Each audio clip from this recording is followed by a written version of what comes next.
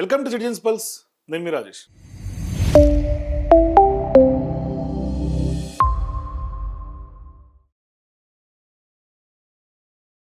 తెలంగాణ రాష్ట్ర రాజకీయాలు మునుపెన్నడూ లేనటువంటి విధంగా ఒక కొత్త అధ్యాయాన్ని చరిత్రను సృష్టిస్తున్నాయి. అంటే ఒక మునుపెన్నడూ లేదు ఇటువంటి రాజకీయాలు. ఇవాళ తెలంగాణలో దాడుల సంస్కృతికి పురుగొలుపుతుంది ఒక రెండు అధికార పార్టీలను చెప్పుకోవాలి. ఒకవైపు రాష్ట్రంలో అధికారం ఉన్నటువంటి కాంగ్రెస్ పార్టీ అటువంటి దాడుల సంస్కృతికే పురుగొలుపుతుంది.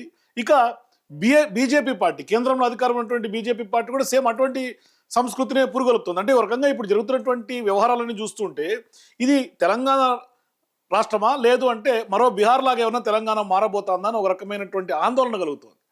ఇది కాదు, ఈ తెలంగాణను కాదు ఎక్స్పెక్ట్ చేసి ఉద్యమం చేసి ఆత్మ బలిదానాలు చేసుకొని తెచ్చుకున్నటువంటి తెలంగాణ ఇందుకోసం కాదు. చాలా వరకు ప్రశాంతంగా ఉండాలన్నటువంటి తెలంగాణ కోసం ఇవాళ చాలామంది అసూలు బాసారు. ఇవాళ నీళ్లు నిధులు నియామకాల కోసం తెలంగాణ కొట్లాడి తెచ్చుకున్నటువంటి తెలంగాణలో ఈ దాడులు రాజకీయాలు ఏంటి అసలు చూడండి. ఇది ఇవాళ జరిగినటువంటి పాడి కౌశిక్ రెడ్డికి సంబంధించి BRS party MLA, Huzurabad MLA, ఆయన వాహనం మీద, అట్లాగే స్థానికంగా కరీంనగర్లో ఉన్నటువంటి ఎమ్మెల్యే క్యాంపు కార్యాలయం మీద దాడి చేయటం ఏంటి? ఎమ్మెల్యే క్యాంపు కార్యాలయం గంగుల కమలాకర్ అక్కడ ఉన్నాడు, ఆయన ఎమ్మెల్యే మీద దాడి చేయటం వల్ల ఏంటి ఉపయోగం ఏంటి? అంటే ఇది ప్రజా ఆస్తు కదా. గతంలో ప్రతిపక్ష నేతగా ఉన్నటువంటి కేసీఆర్ గారి యొక్క ఆఫీస్ మీద కూడా ఇటువంటి దాడే జరిగింది. అంటే దాడులు చేసి ఎవరిని భయపెడదామని? పోనీ ఈ దాడి చేసింది ఏమన్నా సాదాసీదా మనుషులు అంటే మొత్తం రాజకీయ పార్టీకి సంబంధించి కేంద్ర మంత్రిగా ఉన్నటువంటి సహాయ మంత్రి బండి సంజయ్కి సంబంధించినటువంటి అనుచరులు అని అక్కడ ఉన్నటువంటి వాళ్ళు చెప్తా ఉన్నారు. ఇక్కడ పోలీసులు కూడా ఉన్నారు. పోలీసులు వాళ్ళని ఎంత నిలువరించినా కూడా వాళ్ళు ఆగరే ఏంటి? గతంలో ఇవాళ తంబాకు డ్రగ్స్ కలుపుకొని తిన్నారు అని పాడి కౌశిక్ రెడ్డి మాట్లాడు. ఇలా మేము కూడా అనొచ్చు కదా బండి సంజయ్ గారు, ఇలా తంబాకు తినుకుంటూ దాంట్లో డ్రగ్స్ మిక్స్ చేసుకొని తంబాకు తింటేనే మీకు ఎంటికలని ఊసిపోయిన సైడ్ ఎఫెక్ట్ కి గుండు అందుకే అయినరని నేను కూడా అనుకుంటున్నాను. మరి మీకు కూడా డ్రగ్స్ టెస్ట్ ఇవ్వాలి. దానికి పెద్ద ఎత్తున ఇవాళ విరోచితమైనటువంటి పోరాటం చేసే విధంగా ఇవాళ తిరగబడి దాడులు చేసి విచక్షణ కోల్పోయి ఇవాళ పెద్ద ఎత్తున వాహనం మీద దాడి చేసి, చూడండి ఆయన వాహనం మీద దాడి చేసి ఏంటి ఈ యొక్క పైశాచికత్వం, శాడిజం ఏంటి? దాడులు చేయటం అంటే ఎవరిని భయపెడదామని? గతంలో రెండు తెలుగు రాష్ట్రాల్లో ఇప్పుడు ఇటువంటి పరిస్థితి ఉంది. అక్కడ ఆంధ్రప్రదేశ్లో కూడా సేమ్. గతంలో అప్పుడు వైఎస్ఆర్ జగన్మోహన్ రెడ్డి గారు అధికారంలో ఉన్నప్పుడు కొంత ఇటువంటి సంస్కృతిని అక్కడ చేస్తే ఇవాళ తెలంగాణలో కూడా ఇటువంటి పరిస్థితి. గతంలో ఆంధ్రప్రదేశ్లో, ఏపీలో తెలుగుదేశం ప్రభుత్వం వచ్చిన తర్వాత కూడా ఇటువంటి దాడుల్ని ఇప్పుడు ప్రోత్సహిస్తూ ఉన్నారు. రీసెంట్గా అంబటి రాంబాబు ఇష్యూని మనం ఇక్కడ స్పష్టంగా తీసుకోవచ్చు. మరి ఇప్పుడు ఇక్కడ ఏంటి అసలు ఇటువంటి దాడులు చేయడం ఎంతవరకు కరెక్టు? అంటే రాజకీయంగా ఇవాళ కేంద్రం నుంచి మంత్రిగా ఉండి ఒక బాధ్యతాయుతమైనటువంటి పదవిలో ఉండి రాజకీయ విమర్శలు చేసిన రాజకీయ విమర్శలుగా ఎదుర్కోవాలి. చాలా వరకు ఇప్పుడు గతంలో ఇప్పుడు బీఆర్ఎస్ పార్టీకి సంబంధించి ప్రతిపక్ష పార్టీగా ఉందని చెప్పి దాడులు చేస్తే ఇవాళ జనంలో ఒక రకమైనటువంటి తిరుగుబాటు స్టార్ట్ అవుతుంది. ఇప్పటికే చాలా వరకు తిరుగుబాటు వచ్చేసింది జనంలో. రెండు అధికార పార్టీల మీద తిరుగుబాటు వచ్చింది. మరి ఇటువంటి దాడులు చేసి బీజేపీ ఏం లబ్ధి పొందుతుంది? ఇప్పుడు ఆయన అన్న దాంట్లో ఒకవేళ గతంలో కేటీఆర్ గారి మీద కూడా అనేక ఆరోపణలు చేశారు కాంగ్రెస్ పార్టీ నాయకులు. ఆయన ఎప్పుడు ఇటువంటి దాడులకు ఎంకరేజ్ చేయలేదు కదా. మరి రాజకీయంగా దాడులు చేసినప్పుడు, రాజకీయంగా విమర్శలు చేసినప్పుడు రాజకీయంగా ప్రూవ్ చేసుకోవాల్సినటువంటి అవసరం ఉంది. అంతే తప్పితే దాడులు చేసి భౌతిక దాడులు తెగబడి ఏం సాధిద్దామని? ఇటువంటి సంస్కృతి తెలంగాణలో ఎప్పుడూ లేదు. దాన్ని ఇవాళ కొత్త సంస్కృతికి తెరదీస్తామన్నారు. ఏంటి ఇవాళ బీజేపీ అధికారంలోకి రావాలన్న ఒక టార్గెట్ తెలంగాణలో పెట్టుకుంటే ఇటువంటి దాడులకి ప్రోత్సహిస్తే మీరు మీ టార్గెట్ ఎట్లా రీచ్ అవుతారు? ఇప్పటికే బీజేపీ పట్ల వర్గపోరు 10వ తారీఖు నరేంద్ర మోదీ గారు అడుగు పెడతా ఉన్నారు.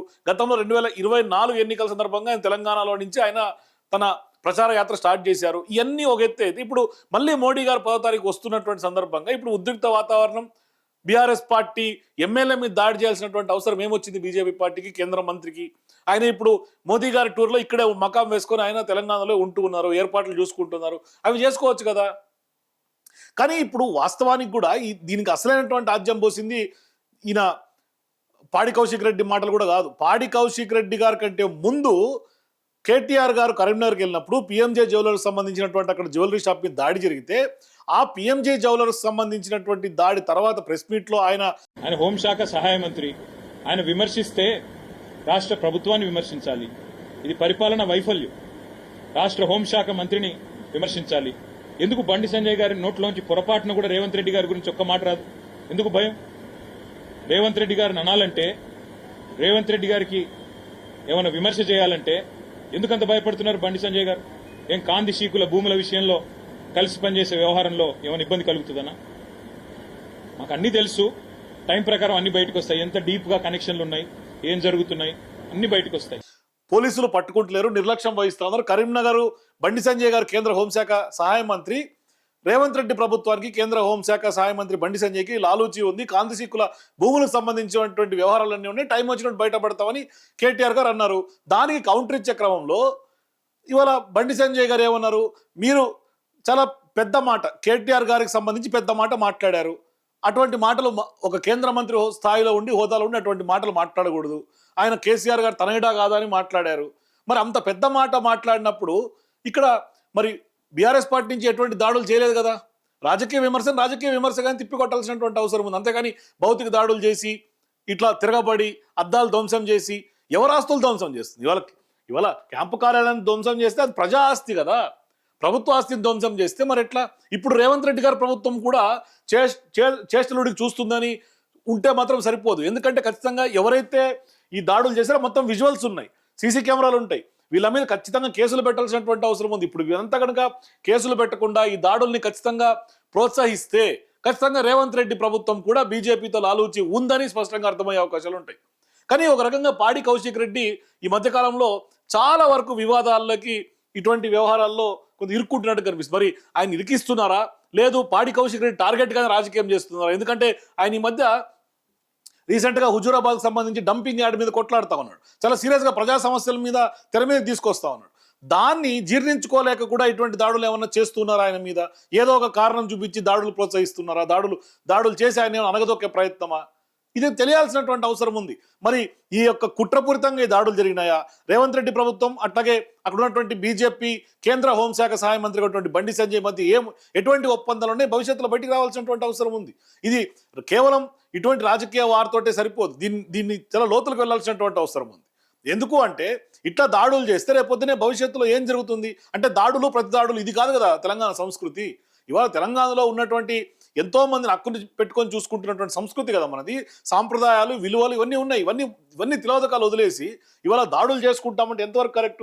ఇక్కడ ఉన్నటువంటి లీడర్లు వాళ్ళు వచ్చినటువంటి వాళ్ళందరి క్లియర్గా కనపడుతున్నాయి. పోలీసుల సమక్షంలో జరిగినటువంటి దాడులు కదా. మరి వీటి మీద ఖచ్చితంగా కేసులు కట్టాల్సినటువంటి అవసరం ఉంది. ఎవరెవరు దాడులు చేశారు, వాళ్ళకి రాజకీయ నాయకులకి ఎవరెవరితో లింకులు ఉన్నాయి, దీని వెనకాల ఉన్నటువంటి అసలైనటువంటి సూత్రధారులు ఎవరు కూడా బయటికి రావాల్సినటువంటి అవసరం ఉంది. అంటే ఎవరి గైడ్ లైన్స్లో ఈ దాడులు జరిగినాయి, పోలీసులు స్వయంగా అడ్డుకుంటుంటే కూడా దాడులు చేస్తున్నారు అంటే ఖచ్చితంగా ఎవరి అండతో దాడులు జరిగినాయి అనేది బయటకు రావాల్సినటువంటి అవసరం ఉంది. ఖచ్చితంగా కేంద్ర పెద్దలో రాష్ట్ర పెద్దలో వాళ్ళ యొక్క సూచనలు సలహాలో లేదు అంటే వాళ్ళు చెప్తేనో ఏం జరిగింది అనేది తెలియాల్సినటువంటి అవసరం ఉంది. అంటే వాళ్ళ సపోర్ట్ లేకుండా ఇటువంటి దాడులు అయితే జరిగే అవకాశాలు లేవు. ఖచ్చితంగా వాళ్ళు ఇచ్చినటువంటి అండతోటే వీళ్ళు రెచ్చిపోయినట్టుగా స్పష్టంగా అర్థమవుతుంది. కాబట్టి ఖచ్చితంగా ఎవరు చేశారు, ఎవరు చేయించారు, ఎందుకు చేశారు, ఎలా చేశారు అంతా కూడా పోలీసులు ఖచ్చితంగా బయటికి తీయాల్సినటువంటి అవసరం ఉంది. అట్లా చేస్తేనే ప్రభుత్వాల మీద నమ్మకం ఉంటుంది. ఎందుకంటే ప్రజల ఆస్తిని ధ్వంసం చేసినటువంటి పరిస్థితి ఏమి సొంత ఆస్తి కాదు. ఆఖరికి ఎమ్మెల్యేకి కారు కొనుక్కోవాలంటే కూడా ప్రభుత్వమే డబ్బులు ఇస్తుంది, అందరికీ తెలిసినటువంటి విషయం. మరి అటువంటి వ్యవహారాల్లో ఇవాళ దాడులు చేసి తెలంగాణలో మరో బీహార్ లాగా ప్రూవ్ చేసుకుంటామంటే ఇది రోజు రోజుకి రాజుగారి గురం గాడిదైనట్టుగా తెలంగాణ మంచి ఒక రకంగా పెట్టుబడులకి కేంద్ర బిందువుగా అడ్రస్గా ఉన్నటువంటి తెలంగాణని ఇవాళ రోజు రోజుకి దిగజారుస్తున్నారు. ఒకవైపు పెద్ద ఎత్తున రెవెన్యూ డెఫిసిట్ అయిపోతుంది రాష్ట్రం. మరోవైపు ఇటువంటి దాడులు, ఇటువంటి కల్చర్ కనుక కొంత తెర మీదకి వస్తే ఇక భవిష్యత్తులో తెలంగాణ అంధకారంలోకి అయ్యే అవకాశాలు ఉంటాయి. కాబట్టి ఖచ్చితంగా ఇటువంటి దాడుల సంస్కృతి ఎంతవరకు కరెక్టు? గతంలో కేసీఆర్ గారికి సంబంధించినటువంటి ఇంటి మీద ఆయన ఎమ్మెల్యే క్యాంప్ ఆఫీస్ మీద ఇటువంటి దాడులు చేసినటువంటి నేపథ్యంలో అప్పుడు రాష్ట్ర ప్రభుత్వం ఉన్నటువంటి కాంగ్రెస్ పార్టీ నాయకులు అఫీషియల్గా వెళ్ళారు, వాళ్ళ మీద ఎవరు కేసులు పెట్టారు ఇప్పుడు దాకా ఎక్కడ రికార్డు లేదు. కాబట్టి అటువంటి దాడులు చేస్తున్నటువంటి నాయకుల మీద ఎందుకు ప్రభుత్వం చూస్తూ ఊరుకుంటుంది? ఏంటి దీని వెనకాల ఎవరు నడుపుతున్నారు? ఈ యొక్క దాడుల మాఫియాని ఎవరు నడుపుతున్నారు? మీ ఎప్పటి కింద కామెంట్స్ తెలియజేయండి. For more videos please watch citizens pulse.